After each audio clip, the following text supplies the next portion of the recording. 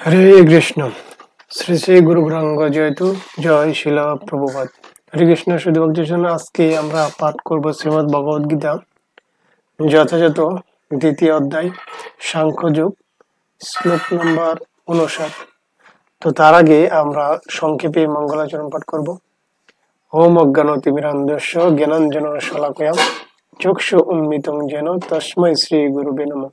শ্রী চৈতন্য মহাবিষ্ণুং স্থাপিতং যেন ভূতলে স্বয়ং রূপকদমহং দদপি স্বল্পদন্তিকম বন্দেহং শ্রীগুরুং শ্রীযুতপদকমলম শ্রীগুরু বৈষ্ণবংশ শ্রীরূপং সাগরযুতং সহগণলগ্নতং তং সুদীপম সাধুতং শাব্দিতং পরিজন সহিতং কৃষ্ণ চৈতন্য দেবম শ্রীরাধা কৃষ্ণ পদন সহগণললিতা শ্রী বিশ্বকান্তংশ নময়ং বিষ্ণুপাদায় কৃষ্ণ পেষ্টায় ভূতলে শ্রীমতী জয় পতাকা স্বামিনীতি নামিনী নম আচার্য পাদায় নিতাই কৃপা প্রদায়িনী গৌর কথা দামোদায় নগর গ্রাম তারিণী নময়ং বিষ্ণুপাদায় কৃষ্ণ পেষ্টায় ভূতলে শ্রীমতী ভক্তি বেদান্ত স্বামিনীতি নামিনী নমস্তে সরস্বতী দেবী গৌরবাণী প্রচারিণী निर्विशेष शून्यवादी प्रसदेश तारिणी हे कृष्ण करुणा सिंधु दीनबंधु जगतपति गोपेश गोपिकान्त राधाकान्त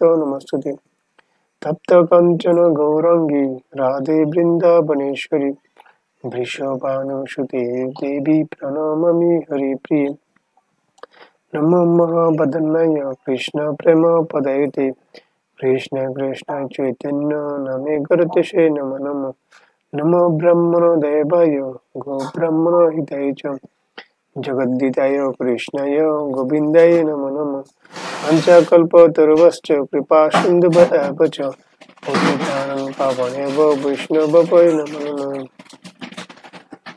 जय श्री कृष्ण चैतन्य प्रभु नित्यानंद श्री अद्वैत गदाधर श्रीवासादि गौरभक्त वृंद हरे कृष्ण कृष्ण कृष्ण हरे हरे हरे राम राम राम हरे हरे। ओम नमो भगवते वासुदेवाय ओम नमो भगवते वासुदेवाय ओम नमो भगवते वासुदेवाय ओम हरितच्युत ओम हरितच्युत ओम हरितच्युत श्री गुरु गौरांग जयतु जय श्री प्रभुपाद।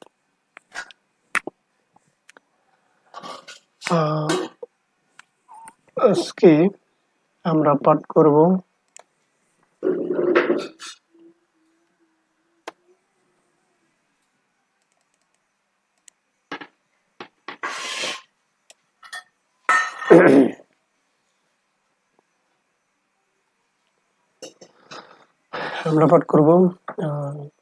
শ্রীমদ ভগবদ গীতা যথাযথ দ্বিতীয় অধ্যায় সাংখ্যযোগ শ্লোক নম্বর 59।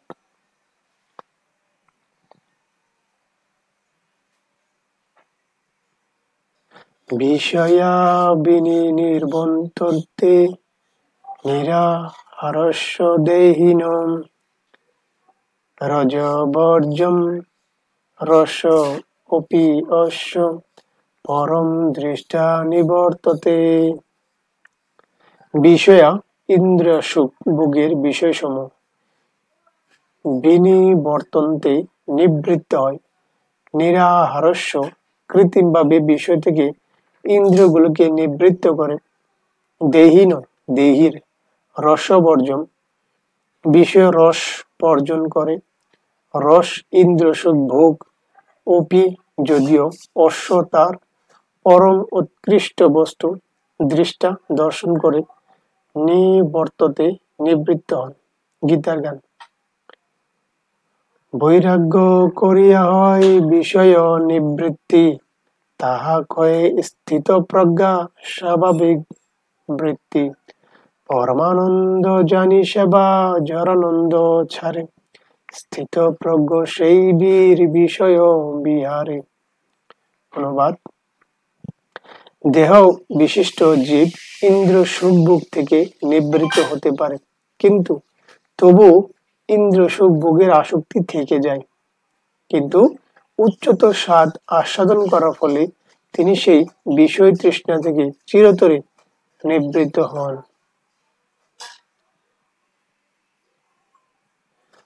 দেহ বিশিষ্ট জীব ইন্দ্র সুখ ভোগ থেকে নিবৃত্ত হতে পারে, কিন্তু তবু ইন্দ্র সুখ ভোগের আসক্তি থেকে যায়।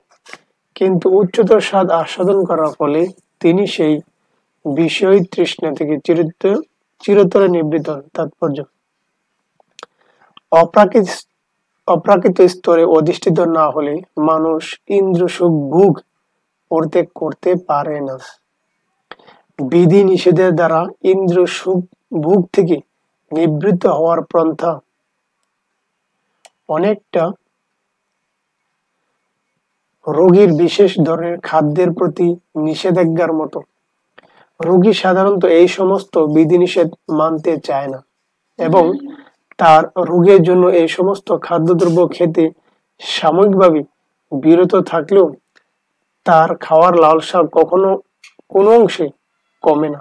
তেমনি যম, নিয়ম, আসন, প্রাণায়াম, প্রত্যাহার, ধারণা, ধ্যান আদি সমন্বিত অষ্টাঙ্গ যুগের মতো কিছু পারমার্থিক পদ্ধতির দ্বারা যে ইন্দ্রিয় সংযম তা উন্নত জ্ঞানহীন অল্প বুদ্ধি সম্পন্ন ব্যক্তির জন্য অনুমোদিত হয়েছে, কিন্তু যিনি কৃষ্ণ ভাবনাময় প্রবৃত্তি সাধনের মাধ্যমে ভগবান শ্রীকৃষ্ণের কন্দর্প কোটি নমনীয় রূপকে উপলব্ধি করতে পেরেছেন, তার আর নিষ্প্রাণ জড়বস্তুর প্রতি কোন রকম রুচি থাকে না।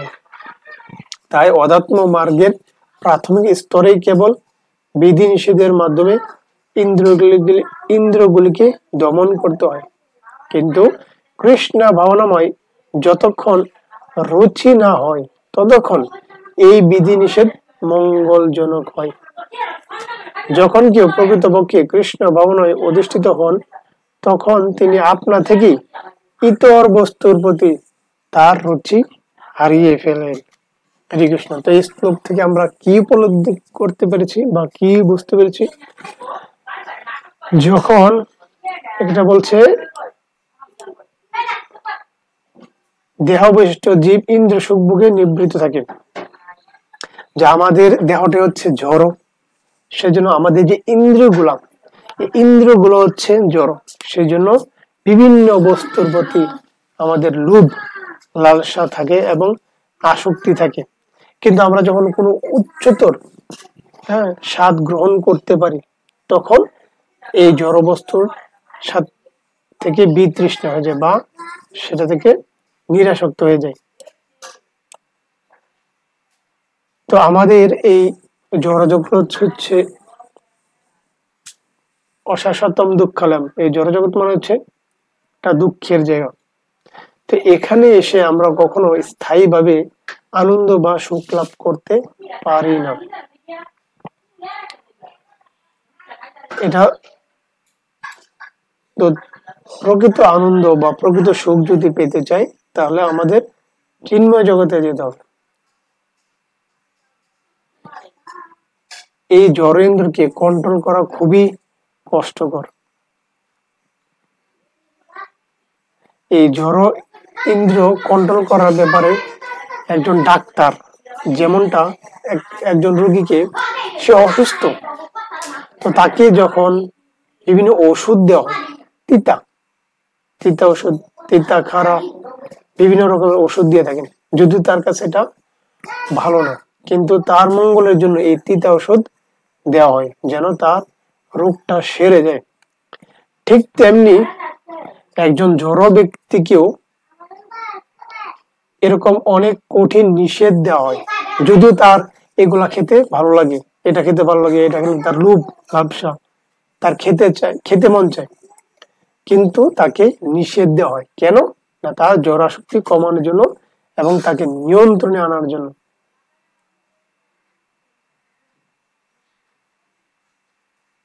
তেমনি বিভিন্ন নিষেধ দেওয়া হয়, বিভিন্ন যোগ, বিভিন্ন আসন, প্রাণায়াম তাকে নিয়ম দেওয়া হয় এবং বিভিন্ন বিধি নিষেধ তাকে দেওয়া হয়, যদিও তার পক্ষে এগুলো কষ্টকর, কিন্তু তার মঙ্গলের জন্যই তাকে দেওয়া হয়, তার ইন্দ্রগুলোকে কন্ট্রোল করার জন্য। কিন্তু বলা যায় যারা কৃষ্ণ ভাবনায় ভাবিত হয়েছেন, তাদেরকে প্রাথমিকভাবে এই বিধি নিষেধ গুলা দেওয়া হয়। কেন? তার ইন্দ্রগুলোকে দমন করার জন্য। কিন্তু কেউ যদি কৃষ্ণ ভাবনাময় ভাবিত হয়ে অলরেডি অধিষ্ঠিত হয়েছেন, তারা ভগবানকে উপলব্ধি করতে পেরেছেন, তাহলে তাকে আর ওই বিধি নিষেধ করার জন্য ওই নিয়ম পালন করতে হয় না। অটোমেটিক আপনা থেকে তার এই যে আগে যে জড় আসক্তি ছিল আপনা থেকে উঠে যায়। আপনি থেকে সে ওই রকম আসক্তি রুচি হারিয়ে ফেলেন। এটা হচ্ছে উপলব্ধির মাধ্যমে, ভগবানকে জানার মাধ্যমে, ভগবানের সাথে তাদের সম্পর্কের মাধ্যমে। যখন তার কৃষ্ণ ভাবে রুচি হয়ে যায় তখন অটোমেটিক তার ইন্দ্রিয়গুলো নিয়ন্ত্রণে চলে আসে।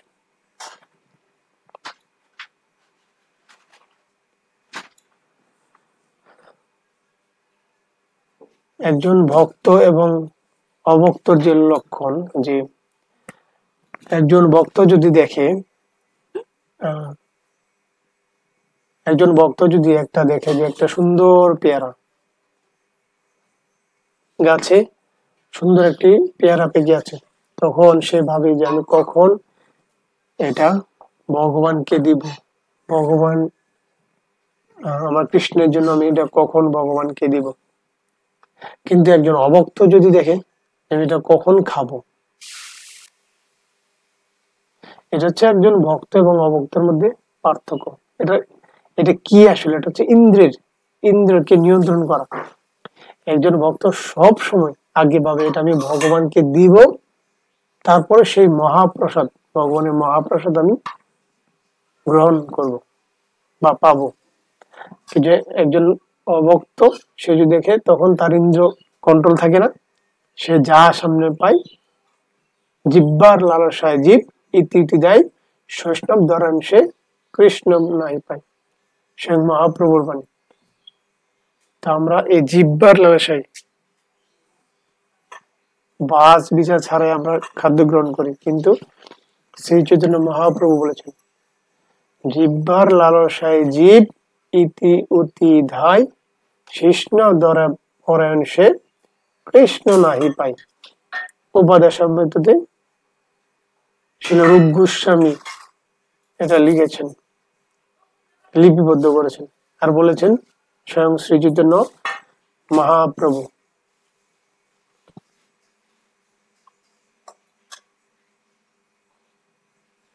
তো ভগবান বলেই দিয়েছেন, গীতাই বলে দিয়েছেন যজ্ঞা শিষ্ট শীন সন্ত মুছন্ত সর্ব কিলসেই ভোজন্তে তে তমাগম পাপা যে পচন্তি আত্মা কারণাৎ।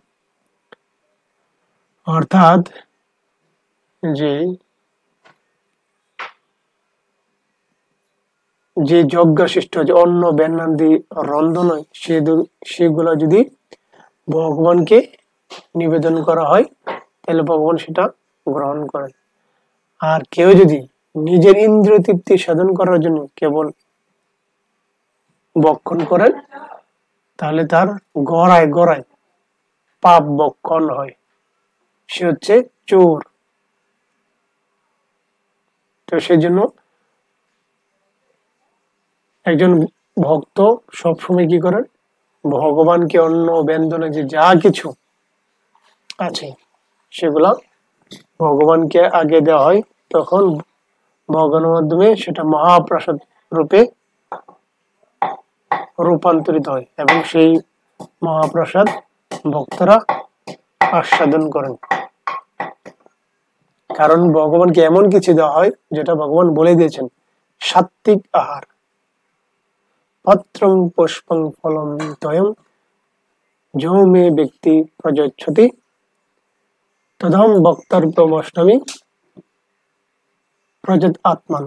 অর্থাৎ কেউ যদি আমাকে ভক্তি সহকারে পত্র পুষ্প ফল এবং আরো এগুলো হচ্ছে সব পত্র পুষ্প ফলম, মানে পত্র পুষ্প বলেই যত শাক সবজি সেগুলো হচ্ছে পত্রের মধ্যে পড়ে।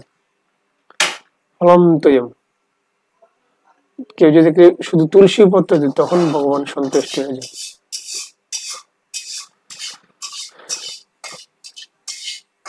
তো সেই জন্য ভগবান সাত্বিক আহার গ্রহণ করেন। যেগুলো ভগবান গ্রহণ করেন সেগুলা ভগবানকে নিবেদন করে সেগুলাই মহাপ্রসাদ রূপে গ্রহণ করে ভক্তরা। আর এইভাবেই জড় ইন্দ্রিয়গুলা চিন্ময় ইন্দ্রিয়তে রূপান্তরিত হয়। আর এইভাবেই ইন্দ্রিয়গুলোকে দমন করা হয়। সেজন্য যারা প্রাথমিক লেভেলের ভক্ত তাদেরকে কয়েকটি বিধি নিষেধ পালন করতে হয়, তাকে স্ট্রিক্ট ভাবে তাকে পালন করতে দেওয়া হয়। যদিও স্বভাবে এগুলো আমার জন্য অনেক কঠিন, এগুলো আমার ভালো লাগে না প্রথম প্রথম। যেমনটা কারো যদি প্রচন্ড জ্বর হয় তখন তাকে তিতা ওষুধ দেওয়া হয় বা আরো অনেক জটিল চিকিৎসা করা হয়, যদিও তার কাছে এগুলো ভালো লাগে না, কিন্তু তার মঙ্গলের জন্যই এই নিষেধগুলো দেওয়া হয়। ঠিক তেমনি যারা প্রাথমিক লেভেলের ভক্ত তাদেরকেও অনেক কঠিন নিষেধ দেওয়া হয়, কিন্তু তাদের কাছে ভালো না লাগলেও তাদের মঙ্গলের জন্যই এই নিষেধগুলা দেওয়া হয়, যাতে তার ইন্দ্রিয়গুলা তার চেতনা ঠিক হয়। সেই জন্য তার ইন্দ্রিয়গুলো সংযম করতে হয়, সেই জন্য এই নিয়মগুলো দেওয়া হয়।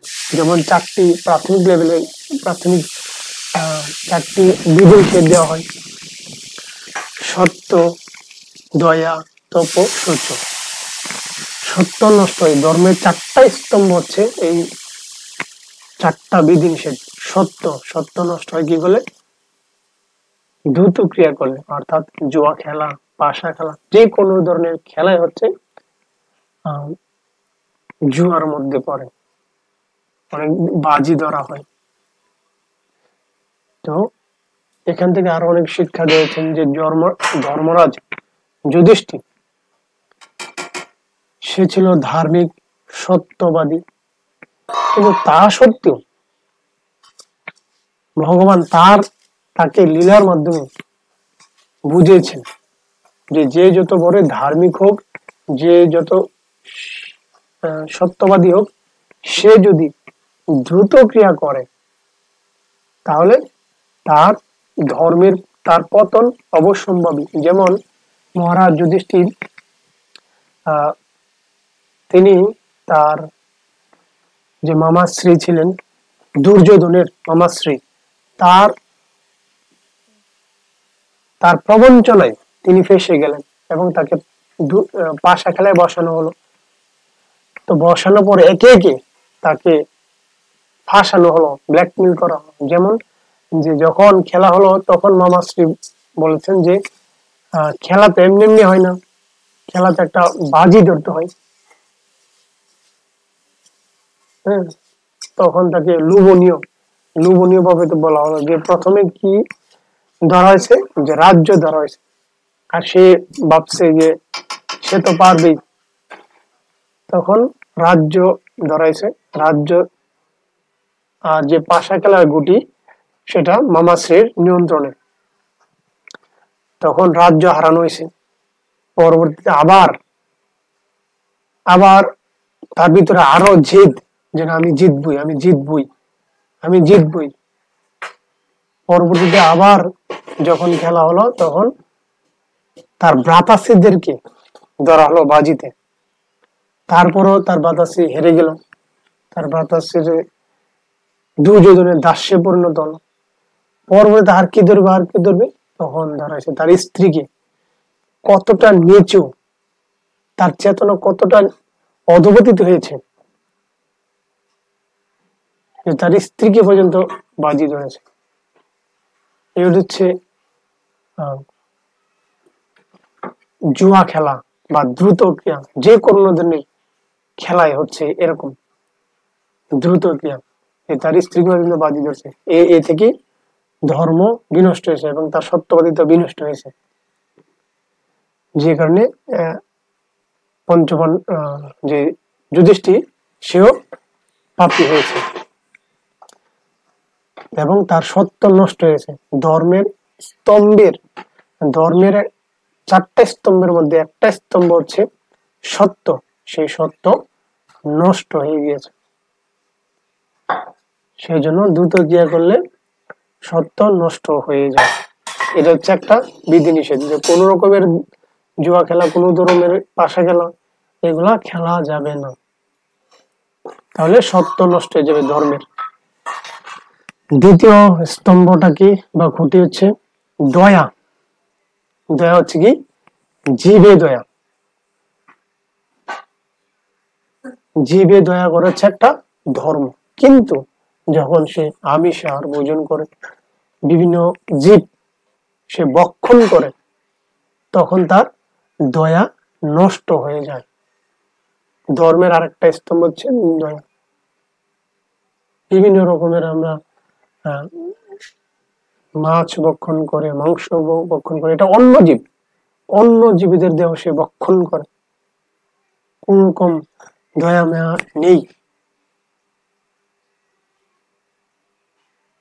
তার জীবের স্বরূপ হয় ভগবান কৃষ্ণের নিত্য দাস। আমরা সবাই হচ্ছে ভগবানের অবিচ্ছেদ্য অংশ, অংশের কাছে পূর্ণ সেবা করা। যেটা মনুষ্য দেহের ভিতরে যেরকম আত্মা রয়েছে, একটা অন্যান্য প্রাণীর দেহ আত্মা রয়েছে, এবং সবার ভিতরে পরমাত্মা রয়েছে। সেজন্য অন্যের দেহের মাংস দিয়ে নিজের দেহ ভরণ পোষণ করলে তাকে এটা দণ্ডনীয় অপরাধ, তাকে শাস্তি পেতে হয়। তো যদি জীবে দয়া না করা হয়, তাহলে তার দয়া নষ্ট হয়ে যায়। ধর্মের আরেকটা স্তম্ভ হচ্ছে দয়া নষ্ট হয়ে যায়। কারণ ভগবান পত্রং ফলম তৈম, ভগবান অনেক কিছু দিয়েছেন, যেটা অন্য জীবকে কষ্ট না দেওয়া হয়, অন্য জীবের প্রতি কোনো হিংসা করা না হয়। অনেক কিছু আছে যেগুলাকে জীবন ধারণ করা, আর মনুষ্য হচ্ছে সর্বশ্রেষ্ঠ সৃষ্টির সেরা জীব। তার বুদ্ধি রয়েছে, তার বিবেক রয়েছে, সে অন্য কিছু খেয়ে জীবন ধারণ করতে পারবে। তাকে এমন ভাবেই তৈরি করা হয়েছে। তো সেই জন্যই যারা জীবে দয়া করে না, তাদের ধর্মের যে দ্বিতীয় স্তম্ভটি দয়া নষ্ট হয়ে যায়। সেজন্য আমিষ আহার করলে তার দয়া নষ্ট হয়ে যায়। এটা হচ্ছে দ্বিতীয় স্তম্ভ। তৃতীয় স্তম্ভ কি? তপ। তপ মানে তপস্যা। তপস্যা নষ্ট হয়ে কি করলে? নেশা গ্রহণ করলে, তামসিক আহার গ্রহণ করলে, মদ, পান, সিগারেট, চা, এই সব কিছু হচ্ছে তামসিক। তো এইগুলা যদি করা হয়, তাহলে তার তপস্যা নষ্ট হয়ে যায়। যত যে তপস্যাই করুক না কেন, যদি চা, পান, সিগারেট, মদ এগুলো যদি পান করা হয়, তাহলে তার তপস্যা নষ্ট হয়ে যায়। আর একটা কি? শৌচ, সূচি। শৌচ মানে সূচি। সূচিতা নষ্ট হয়ে যায় কি করলে? না, অবৈধ সঙ্গ করলে। অবৈধ স্ত্রী সঙ্গ, অবৈধ পুরুষ সঙ্গ, পরক্রিয়া যত রকমের রয়েছে, তাহলে তার সূচিতা নষ্ট হয়ে যায়। খুবই সেন্সিটিভ, এটা খুবই সেন্সিটিভ।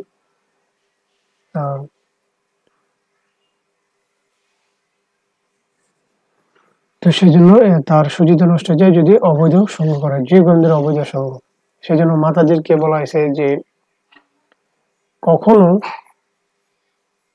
কোনো একা কোনো পুরুষের সঙ্গে কথা বলতে নিষেধ করেছেন, কোন রকম কথা বলতে নিষেধ করেছেন একা, অন্য পরপুরুষের সঙ্গে। এবং পুরুষদের ক্ষেত্রে সেরকম স্ত্রী ব্যতীত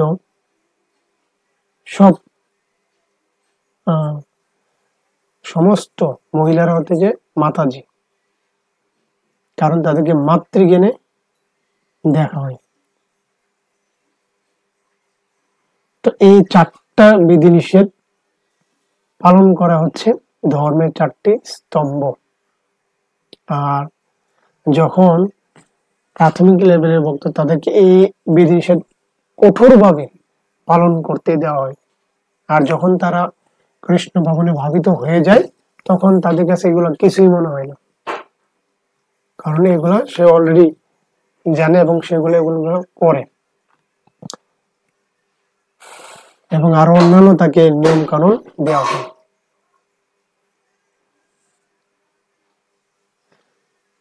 তো এইভাবে যারা কৃষ্ণ ভগবানে ভাবিত হয়ে ভগবানের শুদ্ধ ভক্তি কৃষ্ণ প্রেম লাভ করতে পারেন এবং ভগবানের ধামে ফিরে যেতে পারেন। কারণ এইগুলো হচ্ছে পরীক্ষা। কারণ চিন্ময় জগতে যেতে হলে এই সবগুলাই তাকে নিয়ন্ত্রণ করে তারপর ওইখানে যাওয়া যাবে, এছাড়া আর কোনো পথ নেই। কারণ ওইখানে সবাই যার যার নিজস্ব সামর্থ্য দিয়ে ভগবানের সেবা করেন। তো এখানে জড় জগতে এটা একটা প্র্যাকটিসের জায়গা, এখান থেকে যে পাশ করবে সেখানে সে যেতে পারবে, এছাড়া তাকে এখানে পড়ে থাকবে 84 লক্ষ জনই তাকে ভ্রমণ করতে হবে যদি সে অধপতিত হয়।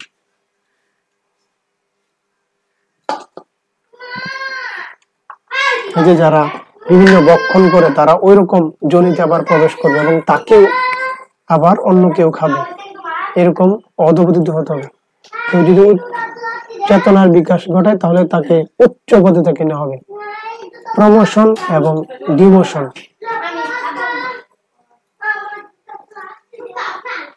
যেমন কর্ম তেমন ফল।